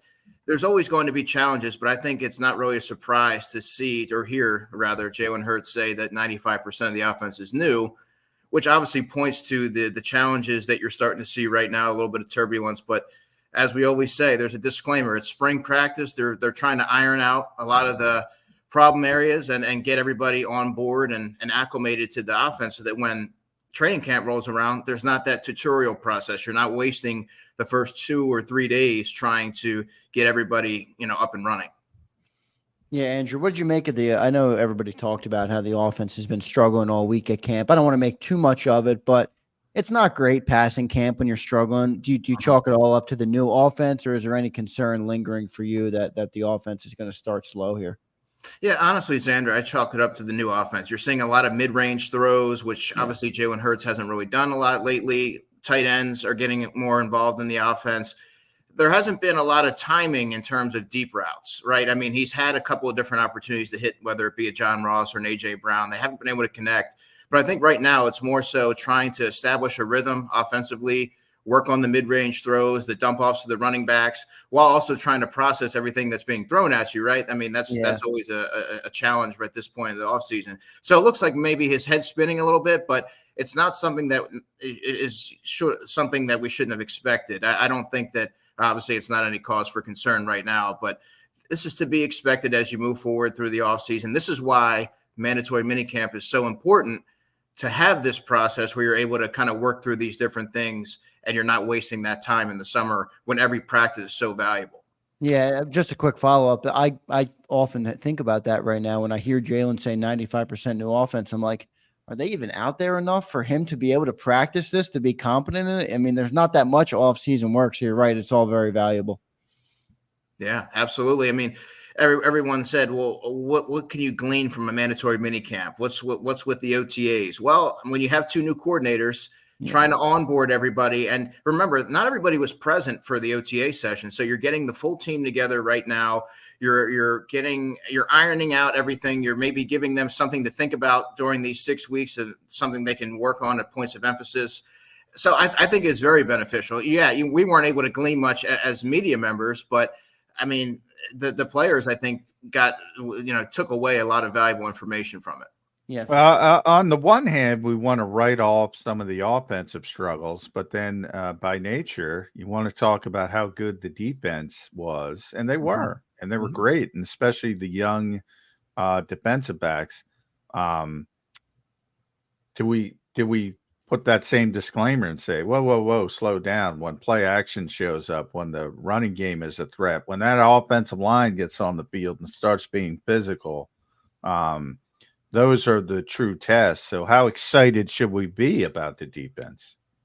I'm very excited. I can't wait for the Pats to come on. I want to see how a Isaiah Rodgers going to fare going against an A.J. Brown on one-on-ones who has a slighter build. I want to see what Kelee Ringo can do. John, you've been very high on Kelee Ringo, and these spring practices sort of checked off some boxes for me. I need to see a little bit more from Kelee, but man, is he, patient, trust his technique, fluid down the field, competitive. I mean, there's very intriguing qualities, but you want to see how that manifests when the Pats come on. This is a fast-flowing defense. I've given new defensive backs coach Christian Parker a lot of flowers for him coming in, knowing that communication was going to be a hallmark of his coaching prowess. And you're starting to see that now. You're seeing C.J. Gardner-Johnson and Cooper DeJean and all these different guys, shuffling in and out, and the communication never seems to be somewhere where it would be concerning. I think that everybody seems to be cohesively blending, whether it be first, second, or third team. Yeah, Christian Parker, who spoke earlier in the week, he was tremendous when he Phenomenal. spoke. Very intelligent guy. Great to hear from him. And speaking of him, what do you make of the cornerback specifically? I mean, we just talked about him a little bit, but a lot of young guys stepping up. Kelee, Isaiah, Quinyon Mitchell's out there, Cooper DeJean. All of a sudden, Andrew, it's like cornerback city. We're a cornerback factory now in Philadelphia. What do you make of the young guys stepping up? Very exciting. And John knows this, and you may as well, Zander. I've written extensively about the younger corners last year. I've gotten to know a lot of these guys, what they do well, what maybe they don't do so well. So you're seeing how it translates from the offseason to now. And I think when you look at it in Quinyon Mitchell, has quietly had a really good spring. He's always around the football. He's competitive. He has a quiet swagger about him, which A.J. Brown alluded to earlier in the week. That was a great quote. I think Cooper DeJean has done some really good things operating as the first team nickel. Really heady player, smart, instinctive. He almost came away with an interception off Jalen Hurts the other day. And Kelee Ringo is somebody who really took a big leap forward, I think, and he looks to be the real deal. Obviously, this is spring practices, and there's always a disclaimer that needs to be put out there. But I thought I saw some really encouraging things. We haven't even gotten into Eli Ricks, Josh Jobe, and some of those guys who saw pretty substantial snaps last year who are now going to be vying for roster spots. I mean, that's a good problem to have if you're the Eagles. Yeah, it is. And then if you flip it over, it was interesting. I was talking to Damo in the first hour, Andrew. Want to get your thoughts on, because he brought up Nick Sirianni earlier in the week talking. He was asked about the third receiver, and he kind of deflected to, well, you can go about that a lot of ways. You can go about it formationally. You can 21 personnel with 2 running backs. Now that you have Barkley and Gainwell, 12. Grant Calcaterra gave some flowers to him. And Grant has seemed to show up a little bit the last few days of camp. Is that all just we don't have a third receiver? And if John Ross shows up and proves, because he does have, you could see why he was a top 10 pick back in 2017. He's got a lot of twitch in his body, is how he would like to say. If he shows up, they stop talking about that kind of stuff, right? Absolutely. But I think you can do some window dressing with 21 personnel, 12 personnel. So it obviously, when you look at it in a vacuum, it places an emphasis on the third receiver and the Eagles' lack of one right now that you can put a rubber stamp on and say, this is our guy moving forward. I'm not sure that the number 3 receiver right now is on the roster. And, when you look at trade possibilities potentially with some of the wealth of defensive backs that they suddenly have right now, I think that one of those guys, if they're not going to make the roster, maybe they give you an opportunity to upgrade that number 3 role. Right now, I think Paris Campbell is obviously the lead in that, but John Ross, to me, he answered a lot of questions that I had going into it in terms of being able to still create separation, stay healthy, get involved. He got involved with the first team pretty early. Yeah, with the intermediate routes. I think he did some really good things, and obviously he's still a long shot, but you don't want to rule it out, especially when they lack depth so much. I mean, you and I had extensive talks about Joseph Ngata. I like Joe Ngata. He's a great guy, but you don't see the separation. He doesn't move really well. He apparently had a nice play yesterday, but they have a lot of question marks there, guys, and I think that's a position that they could look to upgrade. Andrew, you've been down there for this week for minicamp, also OTAs. So we've seen 4 or 5 practices from these guys. Any spot on the roster right now in the depth chart that you're concerned about? I know we just talked about wide receiver, and that's a concern too. But at the end of the day, you do have Devontae Smith and AJ Brown. Sure. It's tough to be, over the top on receiver. Is there anything that's striking you as overwhelmingly weak on this roster that you could think they'll upgrade or make a move for in the offseason? Yeah, I would highlight a few different areas just, to kind of put that on folks' radar. Safety, they're really light there, especially when, James Bradberry. Well, he's hurt.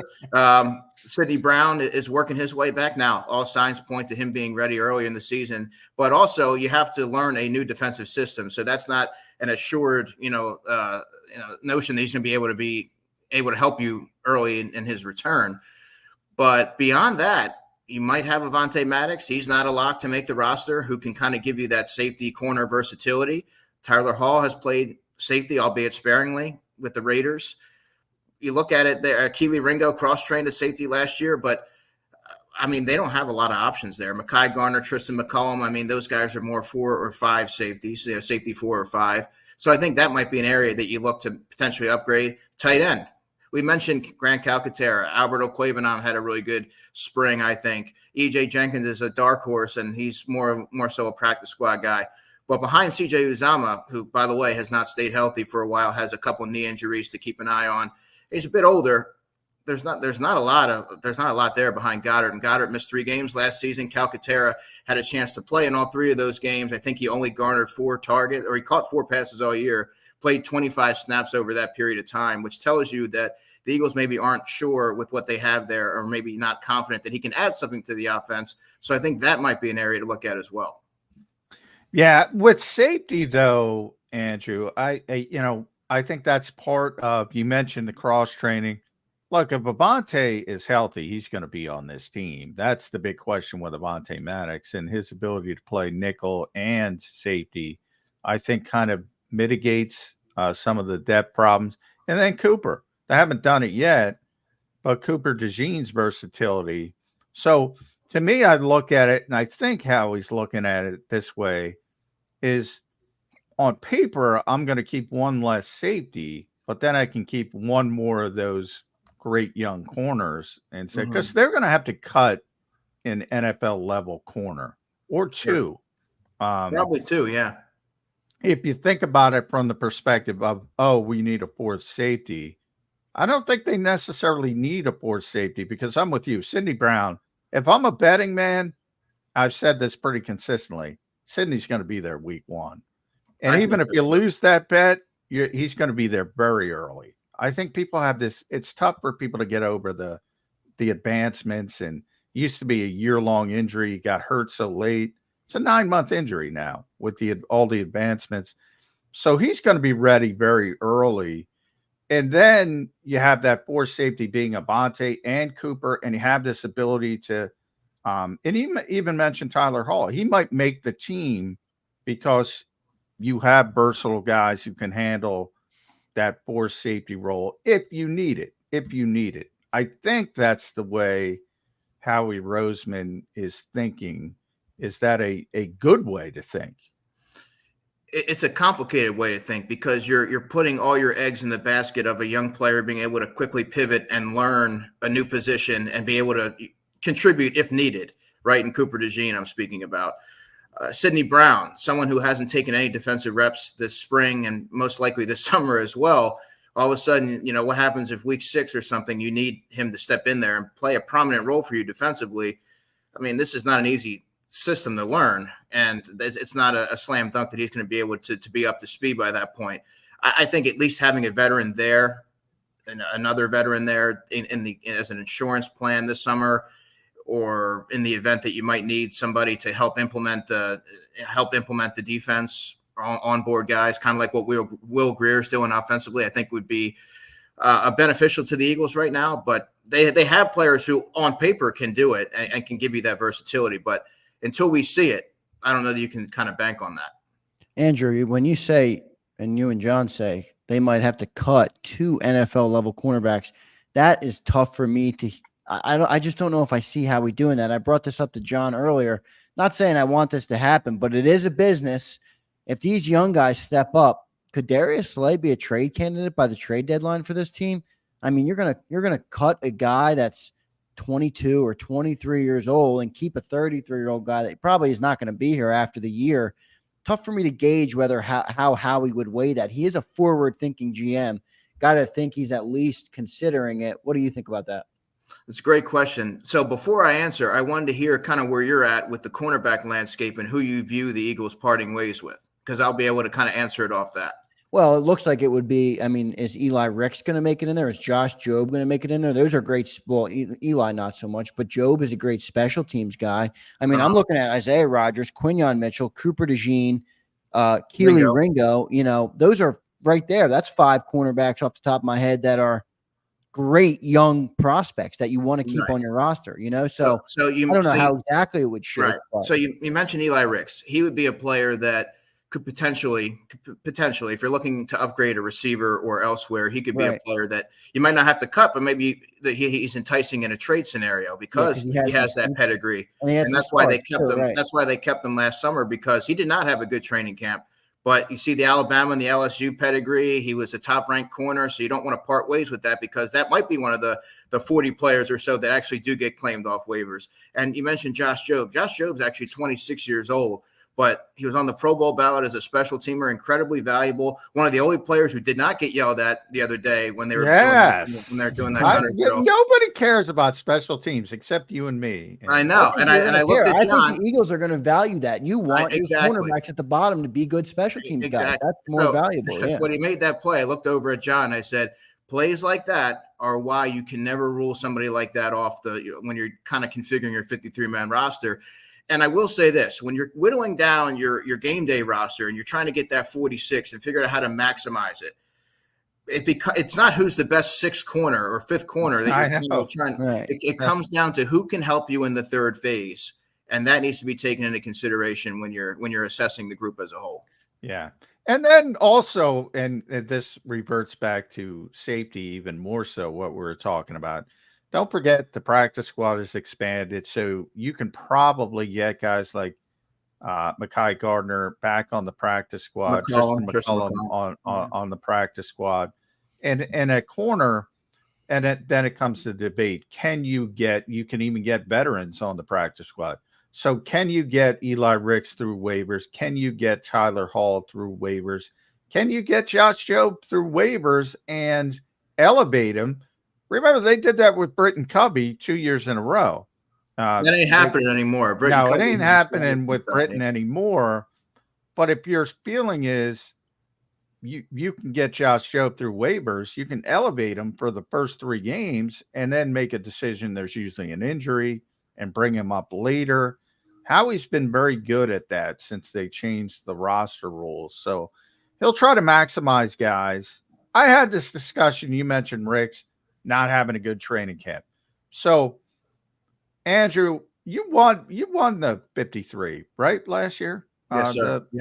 You won it. I'm a former champion. One of the reasons I lost it last year is because I picked Gardner over Ricks. And my perspective was I was doing the meritocracy thing. And Mekhi had a better training camp, and he's a better special teams player. But the Eagles' perspective was they knew they could get him through waivers, and they didn't know if they could get Ricks through waivers. Ultimately, I think they would have got both through, but we'll never know. It worked out for them because they were able to keep both players. That's the stuff Howie's very good at, and it's a big advantage for the Eagles. It really is. I study the cornerback group. I've been studying it for the past couple of months and reaching out and talking to different people and compared with the knowledge that I've gained from getting to know some of these guys. And it is such a fascinating scenario and how it's going to play out. And it's ultimately going to be determined in training camp. You can look great in shorts. You can look great, running around out there, making plays on the football. But when the pads come on, are you going to win your one-on-ones? How are you going to fare on special teams? Are you going to be more? It comes down to consistency as well. Practice consistency is going to be paramount in getting in the good graces of Vic Fangio, right? Yeah. And it's also important to know. And that's my concern with Ringo, by the way, because Ringo wasn't a great practice player last year, but he seems to have learned from that. Yeah, that's where I was going with in terms of Ricks and Ringo, 2 guys who did not have good practice sessions in training camp, by all accounts. That's something to keep an eye on, I think. Yeah. Not so much with Keeley, because I think Keeley has proven it in a game situation. But when you're looking at it like Ricks, if you're not going to practice consistently, what can you give us on special teams? Let's go defensive line. I know we don't see much from the lines and at this point of the summer, but I got a couple questions about the defensive line. Do they have enough depth at DT is my first question. And then my second question is, in the edge rusher room, we're counting on Nolan Smith to play some games this year. He needs to play some significant snaps in order for that room to have the depth it needs to be successful. Do they have that, and do they have that at DT as well? I'm glad you went there. No, I don't believe that the depth is there at defensive tackle, Zander. And look, you can look across any roster in the NFL and say, yeah, when you get to the 4th or 5th defensive tackle, I mean, what do you really expect? But it's unproven when you look at Moro Ojomo. I really liked him coming out of Texas. I thought he was a steal for the Eagles where they got him. Long arms, gives you positional versatility. But he hasn't played a whole lot of football. And when you're relying heavily on Milton Williams to play a pretty big role for you this year. Yeah, Fletcher Cox had 700 snaps last year. That's a lot of snaps missing from the DT room. All of a sudden, Milton Williams is now essentially a starter for you by all accounts. And then he's not your reserve, your guy coming off the bench.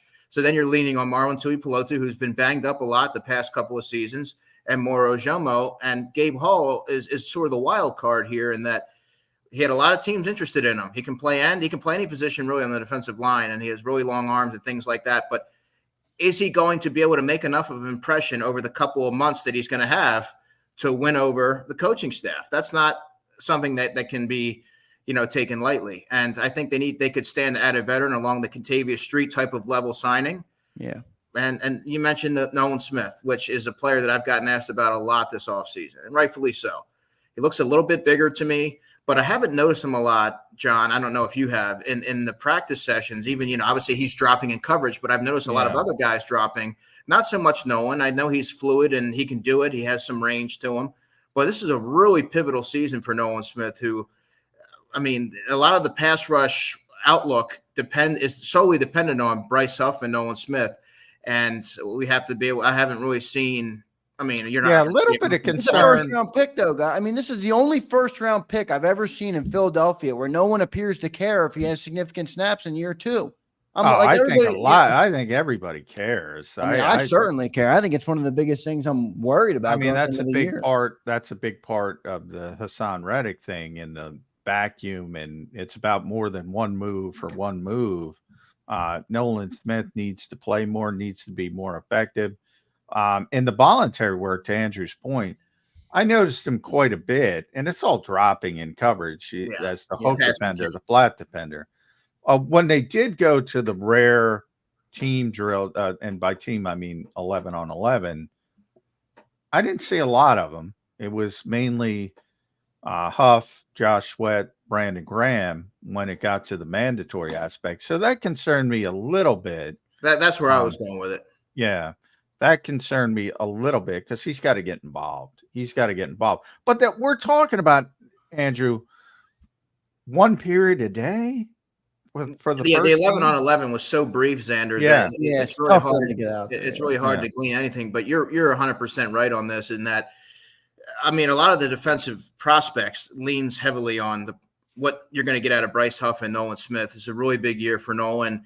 I like Nolan a lot. He presents himself well. He's has a lot of leadership qualities that are very apparent when you hear him talk, and you see how a lot of the younger players sort of respond to his sort of vocal approach. Yeah, it's so BG-esque. What's that? It's BG-esque a little bit, yeah. And both him and Nakobe Dean, who we haven't talked about, both have those intangibles. So you like to see them be able to have that translate onto the field. And I think that they're going to be given every opportunity to. But I'm a little bit more sure actually on the Nakobe than I am for Nolan, just because of the whole shoulder thing, and we just haven't really seen. That's interesting, Andrew. At Andrew DiCecco. So I'll end it with Nakobe Dean. InsideTheBirds.com does a tremendous job there. 97.5 The Fanatic doing great work with our buddy Bill Colarulo as well. Is Bill still on his honeymoon? He is. I heard from him. He actually listened into my segment yesterday from Aruba. He texted me. Bill's on his honeymoon. He can't get enough of Eagles camp. Bill, there's better stuff to do on your honeymoon. Turn your phone off. Turn your phone off. Oh, man. That's no insult to you, Andrew, but there's better stuff to do on your honeymoon. So I appreciate the love. Billy C is great, but I'm like, enjoy your time, man. Yeah, you're in Aruba, dude. Come on. Nakobe, a lot of people have come to the conclusion that Devin White is, Brian Urlacher at this point. And to Devin's credit, he has looked very, very good in spring work without the pads, without the play action, without the discipline that you have to have at certain times. He's looked very athletic. We all knew that. We should have known that. Number 5 overall pick. And a lot of people are thinking, hey, Devin White's going to be the middle linebacker. I'm still leaning towards Nakobe Dean. Not completely healthy. They let him stick the toes in the pool, so to speak. I still think when training camp begins, they're going to default to Nakobe Dean. Am I off base there? Where are you with the linebacker situation? I think you and I might be in the minority there, John. I really do think that they're going to revert back to Nakobe Dean, who, by the way, I don't know if you noticed this. He looks a little bit bigger to me, like he added some muscle over the offseason. But look, it's never been about the ability. He is a smart player, which goes a long way with Vic Fangio. He's going to be wearing the green dot if he's inserted into the starting lineup. It reverts back to health. And are you able to be available for the full slate of games? Can you withstand the rigors of a full NFL season? The first season, he didn't miss a practice. He didn't miss a game. Granted, he was a core special teamer. Last season, he had 2 freak injuries on both feet. So what is it? Is it the exception or is it the rule at the pro level? We have to find that out. But I think that knowing his qualities and what really is going to endear himself to Vic Fangio, it's his football IQ and his ability. And we also don't know how Vic plans to use Nakobe, right? For all we know, and we've seen him thinking outside the box with Zach Bond, he may envision Nakobe as a will linebacker. We don't know. And I think that if he's able to stay healthy, I think he's going to be just fine. It's not about ability with Nakobe. Yeah, it's about staying healthy, and obviously he's struggled to do that. Let's hope he gets the cleats figured out. Let's hope he gets can heal up well and and can be a contributor on the Eagles defense this year. Andrew, thanks for joining the show, man. Every time I talk to you, we learn something new about the Eagles. You're tremendous on the team. You do great work on Inside the Birds. Thanks a lot, man. And 97.5 The Fanatic. Thanks for joining Birds 365, man. Appreciate you guys. Have a good day. Yep. Thanks, See you, bud. Andrew. Here's Andrew DiCecco joining us on Birds 365. What a great guest, Johnny Mac. He's one of those guys you can rattle a name, rattle a topic, rattle a stat, something. Andrew's got an answer for it, and a good one. Yeah, he's Andrew knows his stuff, man. Yeah, he's great to talk to. He really is. And InsideTheBirds.com, as you mentioned, 97.5, doing a lot of work with them, and Bill Colarulo. So tune into those guys when you get a chance over there as well. We'll try to get them on the show pretty frequently. Obviously, we try to get Bill each and every week. Couldn't get him this week because he's got better things to do. It sounds like maybe we could have got him this Yeah, week. maybe. Yeah, maybe we should have tried. Still tuned in to the mini camp. He can't take a break. Tried, yeah. Yeah. Good, well, pretty good stuff this week, Johnny Mac. I'm not going to take another timeout. We have about 6 minutes or 7 minutes left to go here on the week. And then we're going to go into a little bit of a lull period. I don't want to call it a lull period because you never know what the Eagles might do, but it does seem like they're going to be a 6 or 7 week period here where before training camp, I have some great topics that I'm going to bring up over the course of the next couple of weeks. We'll dive deep into the team. We want to, like I said earlier, I want to make the fans the most knowledgeable fans. So we'll dive into every aspect of the roster. I think we'll even do a little bit on the practice squad, Johnny Mac. So get ready for that. I want the fans to know if somebody goes down or if practice squad guys getting called up, who is it? How are they? What have we seen from them? So we'll get a little bit into that, and we'll also touch on opponents and stuff like that that the Eagles will have in 2024. But Johnny Mac, the week has come to a conclusion here. Birds 365 has come to a conclusion on the week. Mini camp week. What's your as you leave mini camp week? You just listened to DiCecco. We talked about Nick Sirianni, Jalen Hurts. How you feeling about this football team going into the summer break here? Yeah, it's a good team. It's just a matter of how good. I think, is it a playoff level team? Is it a team that's going to be in that conversation, or is it a team that's going to be a legitimate Super Bowl contender again? I think that's what you're trying to ascertain at this point.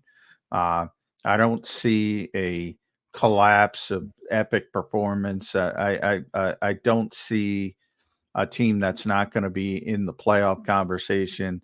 There's too much talent. So it's a matter of how you maximize it with the new coordinators. And I've said it pretty frequently that I think, Vic's presence will get this defense back into middle of the pack. I don't think it's going to be top 5 or anything or near the top of the league. I still think you're in that. You need to add a little bit more talent, or, some of the guys with significant talent like Quinyon Mitchell, Cooper DeJean, they need a bit of a ramp up period before you start going. But I think you're going to see significant improvement from what was the 31st pass defense in the NFL. And you get that near middle of the league, and I think you start to say, well, they have so much talent on offense, which hasn't shown up in the spring. So the offense, it's more of, how are they going to take to that 95% new offense? How does Saquon Barkley get integrated? And we haven't seen any of that. And he can't. And Saquon, and a lot of people are upset at me and have been upset about me. I hear it every day that I'm too hard on Saquon. I'm not too hard on Saquon. I'm too hard on you. For the people that think that he's going to be some kind of Jim Brown-like superstar on a team that is geared towards A.J. Brown. It's the modern era. It's geared towards the passing offense. And how is it going to fit? How is the pieces are going to fit? And that we haven't even seen the running game integrated yet. We're in a passing camp environment. So that's going to be a big part of it, because I think, and I said this yesterday on the show, the strength of this offense is still the offensive line before you even get to AJ and Devontae and Dallas and Saquon. It's still about the offensive line. And that group is going to be very good. How good? Is it going to be as good as they were with Jason Kelce?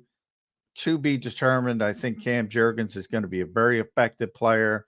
I should have asked Andrew his thoughts on Tyler Steen. We didn't get to Tyler today. I think Mekhi Becton being involved at left guard during minicamp week because Landon Dickerson wasn't there, excused absence. I think that enters a curveball into the conversation. I still think they want Tyler to win the job. And I'll say this because we got to talk to Mekhi Becton, Zander. He's more comfortable on the left side. And he specifically said it's easier for him to move from left tackle to left guard than it was for him to move from left tackle to right tackle, which was interesting. Yeah, that's very interesting. Because then, in theory, right guard is the spot we're talking about. He's not beating out Landon Dickerson or Jordan Mailata. Yeah, no.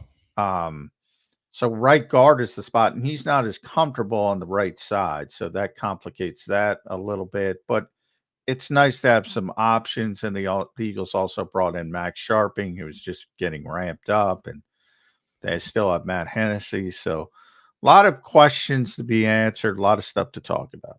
Yeah, so it should be a good summer, good 7 weeks here as we prepare for them to get to training camp. I think I think they made the right move from the perspective of bringing in experienced coordinators versus last year where you go into a season with 2 new coordinators, both young guys, both young guns, not very experienced at the coordinator position. Looks like they learned from the mistake there. Hopefully it's enough to at least make a run this year because it is hard to win a Super Bowl when you have 2 new coordinators. It's not easy to be a Super Bowl contender with 2 new coordinators. Doesn't mean it can't be done, but I do think it's hard. I want to thank everybody in the chat. You guys were amazing all week long, as you always are. You guys are some of the most loyal fans. Many of you show up here every single day and listen to our show, contribute to our show. And I can't thank you guys enough for making Birds 365 grow and be a success. It's been great since I've been sitting in the chair. I've learned a lot. I've been enjoying doing the show with Johnny Mack, and I will continue to try and get better, make the show better, and keep you guys entertained every single day and talking knowledgeable on the Eagles. So we'll continue to do that. Thank you, Amber. Thank you, Slagger. James Carver was great today, ripping some people in the chat. SMD Eagles, Barbara Carroll, who's always here. Even Niners all damn day, Johnny Mack. We got fans not only from all over the world, but we got fans of every NFL team. Where's my man, James Jones? There he is, the resident Commander fan in the chat, James Jones. We love you, James. Thank you guys all for being here. Johnny Mack, thanks for your great week of work. You were down there at NovaCare working like a fiend again. So thanks for doing that. Thanks for bringing on the great insight, the great knowledge, and bringing the truth to what you saw at practice. The fans appreciate it, and I appreciate it. So thank you, Johnny Mack. Yeah, good week, minicamp week, and we're finally into that. Now you can start the official countdown to training camp, and then it's off and running. Can't wait. I'm excited for it. There's a lot of stuff that's happened with this team has got me excited for it. So we will continue to cover it all through the summer and prepare you guys for training camp and the 2024 season. Stay tuned, everybody. Dan Silly will be coming up at 2 p.m. today. I'll be premiering some segments from Birds 365 on the channel. So if you're here, make sure you guys drop a like, as it's the best thing you can do to help us grow, and watch any content you like or you see on the channel. We appreciate everybody. Johnny Mack, thank you. Thank you, all of our viewers, all of our listeners, all of our subscribers. Appreciate everybody, and we will see you on Monday. Thanks, Johnny Mack. Thanks, Andrew. Thanks, everybody. See you Monday, everybody. You've been listening to Birds 365, the destination for the passionate Eagles football fan who bleeds green. If it's Eagles football, we're talking about it. Debate inside the locker room and guests that are some of the greatest football minds from around the region. We hope you enjoyed the show. We know we had a blast. Make sure to like, comment, and subscribe, and we'll be back soon. But in the meantime, hook up with us on social media at JAKIB Sports. See you next time on Birds 365.